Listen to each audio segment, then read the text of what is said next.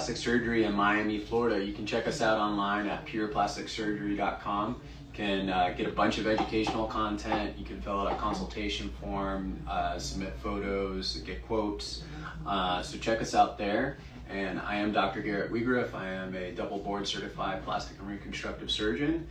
And today we are going to be talking about a topic that gets a lot of attention, and it is related to tummy tucks, and it is the belly button. So I recently had some comments on a post about someone's belly button and a tummy tuck, and there's some misinformation floating around there about what exactly is done to the belly button or created during the surgery or a tummy tuck surgery. So whenever there's a few different variations of a tummy tuck, but with the traditional tummy tuck, we're elevating all the skin and fat off of your muscles all the way up to your chest so that we can do the diastasis repair, the repair of the muscles to give you that nice flat tummy. And in order to do that, we have to cut around your belly button. So your belly button is attached to a stalk that goes down to your muscles. Remember, your belly button is actually an embryologic structure from your umbilical cord, and that carry blood vessels through it. And so it's attached to your abdominal wall, the deeper tissues and the muscles, and it has its own blood supply. So we can cut around it, and that gives us space to get all the way up to the top of the chest to tighten up the muscles. And so when we're doing a tummy tuck, we're not cutting out your belly button or removing it, or we're not creating a new one. You're keeping your same belly button. We're just repositioning it after we pull all that skin and fat tight and get rid of the excess. It pops out through a new hole that we create. So there's always a lot of concern around what your belly button's gonna look like. And a really good predictor of what your belly button's gonna look like after surgery has to do with what it looks like before surgery. So people that have super flat belly buttons because they had pregnancies and their abdomen was just really stretched out, you're gonna have a shallow, relatively flat belly button. There's certain maneuvers we can do to make that appear a little bit better by tacking it back down to the muscles, but it's a good predictor of what you're going to have. Or if you have an outie belly button because you have a little umbilical hernia, we can repair the umbilical hernia, but it's often really difficult to get that outie belly button then to turn into an innie belly button. So that's what you have to keep in mind when you're looking at before and after pictures. Not all belly buttons are created equal, and what we're starting with has a big determination on what we're able to do with it. With that being said, there is a lot we can do to improve the appearance of a belly button. So if you have a very generic innie belly button, we're going to be able to get you a really nice result because we do some additional techniques to help improve the appearance of what your belly button looks like after the surgery. And the reason this is a big concern for people is it's oftentimes the kind of a giveaway that you've had a tummy tuck because the lower horizontal incision you can hide with your underwear. And if you're in a two-piece bikini, people can notice your belly button. So one of the main things we want to do is we want to make sure that that scar stays tucked down into the belly button as much as possible for anyone that has an innie belly button. So what we do in order to achieve that is once we repair the diastasis, which is going around the stalk of the belly button, that stalk can sometimes be very long, especially for patients that have lost a lot of weight. So what we want to do is actually tap the belly button back down to the muscle to keep it nice and low. That way it makes it a little tougher to close the belly button when we're closing that hole or reattaching the belly button to its new opening, but it keeps it nice and tucked down so the scar's hidden within the belly button instead of being super visible from the outside. And then in terms of designing the belly button, there's many different techniques that have been described about designing the perfect belly button. And all that comes to tell us that there's no perfect right way to do this, but the technique I like to use and I've gotten really good results from is making a shield shape for the opening of the belly button. And then again, just making sure we tack it down nice and deep, and then being really meticulous with the closure. We don't ever like to use the running sutures that go on the outside because that can leave permanent marks or the little dimpling around the belly button. For some reason, surgeons used to do a lot of that. I've never done that, and I think it would be a wild thing to do. But those are some of the things that I'm thinking about to try and get the best appearance for the belly button, to really camouflage the fact that you may have had a tummy tuck in the past. Do we have any questions related to that or anything else? Yes, a few questions. What do we do for scarring, belly button scarring? For belly button scarring, so for most patients, you don't need to do too much other than just put ointment on it for the first few weeks while it's healing. But some patients do tend to have more aggressive scarring, especially sometimes it tries to constrict or close up the opening to the belly button. And then there's a few different things we can do to help shape that. And they have things that are called belly button shapers. We have little silicone inserts that have different sizes, so you can start out with a very small one and dilate it up. Only about, I would say about 10% of my patients need some type of shaper to help get the ultimate shape for their belly button. The other thing that we can use is just those disposable foam earplugs. You can just dip those in some antibiotic ointment, roll them up, stick them in, and they give the right amount of pressure to open that back up. And there's different things that people use, like marbles and a bunch of other things, to help shape the belly button. Most patients typically don't need that, but for ones that do, we have tools available to do that. Can the new belly button ever open?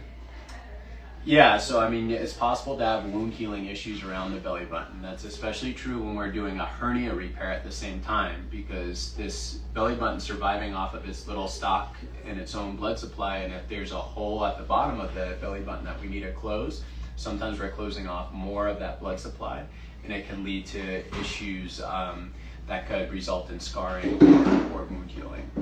And I said we don't create new belly buttons. We don't create new belly buttons too often, or I don't in my practice, but there are definitely surgeons out there that are just getting rid of the belly button altogether and then coming back later, a few days after the tummy tuck, and actually doing it under local anesthesia to recreate a belly button.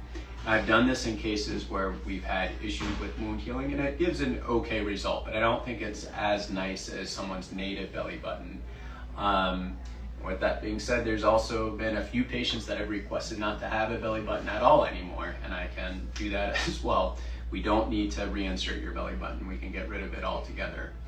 And we also have different options with different types of tummy tucks for very select patients that only have very mild skin laxity. There's sometimes a skin mini tummy tuck where we're only taking a little bit of skin from below the belly button and we're not cutting around it at all, or something called an umbilical float where we're actually cutting through that stock, but we're not cutting, so we're cutting through that stock so I can reach up higher to do the muscle repair.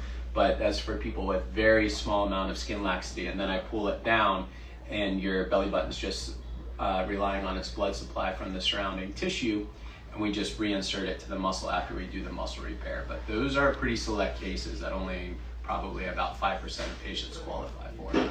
How about if it's a reverse tummy tuck? Do you also shape the belly button or reposition the belly button? That's a great question. And no, for a reverse tummy tuck, and for people who don't know what that is, that's a tummy tuck where we're pulling the tissue up underneath the breast and we're hiding that scar in the inframammary fold of the breast. We are not actually undermining at all for that procedure, and we're not cutting around the belly button. So that's one of the advantages of a reverse tummy tuck. I've seen many results, different belly buttons, different shapes and sizes. How can you make sure that it looks nice? Well, that's kind of what our whole conversation has been about, and a lot depends on the belly button you're coming to me with, what we're working with at the beginning. But the things I can do to make a belly button really appear nice without visible scarring is, once we're resetting the belly button after we've done the muscle repair, is to tack the belly button down really deep to the muscle repair, so that when we're sewing the tissue back to it, the scar is going to be hidden within the belly button. And I think that's one of the real keys that makes the surgery a little more challenging, but it makes the result a lot nicer. How can you make sure the belly button stays circular and not elongated vertically? A lot of this comes down to designing it correctly. And, belly buttons are not one size fits all for the opening, because some people have much larger belly buttons than others, and so we have to tailor those openings properly. And it comes down to how much tension you're putting on the flap when you're pulling it down and just designing that opening right. But that's something that I take a lot of pride on, and I focus a lot of energy on the belly button because it is such a big concern for everybody, and I totally understand that. So it's one of the things I'm definitely striving to optimize as much as possible. How common are blood clots with a tummy tuck and muscle repair? So blood clots are something that can happen in the literature. It depends on your risk factors. For low risk patients, the risk of a blood clot is really low, less than probably 1%. But for higher risk, what does that mean? Smoking, birth control, obesity, BMI above 30, all those things increase the risk. And we have something called a Caprini score that we calculate to determine if that risk is high enough that we think you should be on blood thinning medications after surgery. And a certain number of my patients, especially ones with higher BMIs, they get that after surgery. But we're also kind of excluding some of those higher risk patients from doing these procedures in an office setting like we have here. Biggest thing you can do after your tummy tuck to decrease the risk of blood clots is getting up and walking around. So we want you to do that the day of surgery. Another question about Lipo360. When do you determine whether to choose traditional lipo versus Vaser lipo?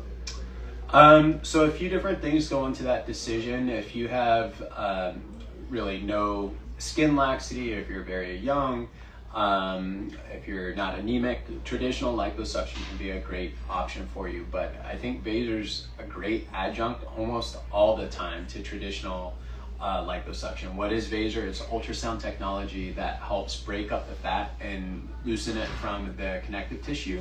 So it's helpful in giving us more definition when we're doing higher definition procedures, and it also decreases blood loss, and that helps with skin contractility. So I think Vaser's a great adjunct almost all the time.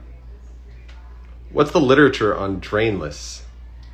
So, well, there's a lot of literature on drainless. I don't know specifically what you're asking, but it's been done actually for quite a number of years, and there's a lot of research behind it saying that the results are pretty equivocal between drainless and traditional tummy tucks. And one of the biggest concerns people have is the risk of seroma or fluid collection associated with drainless tummy tucks. There's actually literature to support that the risk of seroma formation is lower with the drainless technique than with drains. When performing a BBL, do you use ultrasound, and do you use ultrasound with other surgeries?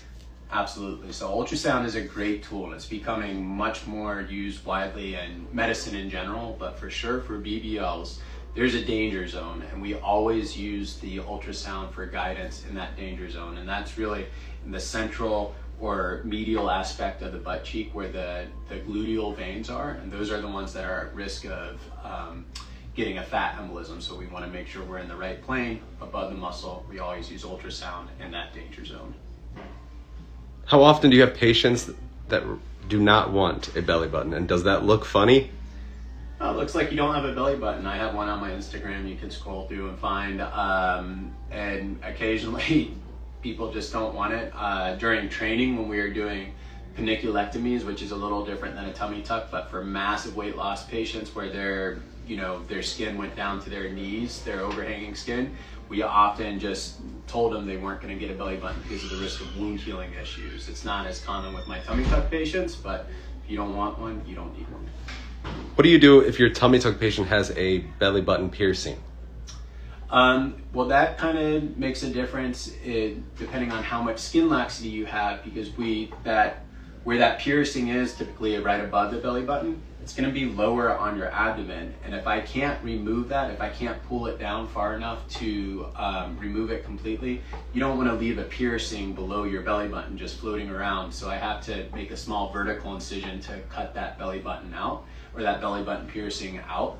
But most of the time we can remove it with the specimen. Thank you. I think that's it for our questions. All right, everybody. Thank you for tuning in. I hope everybody has a great weekend. We have holidays coming up next week for 4th of July. If you have any questions, please reach out to us at pureplasticsurgery.com, and have a great day. Thank you.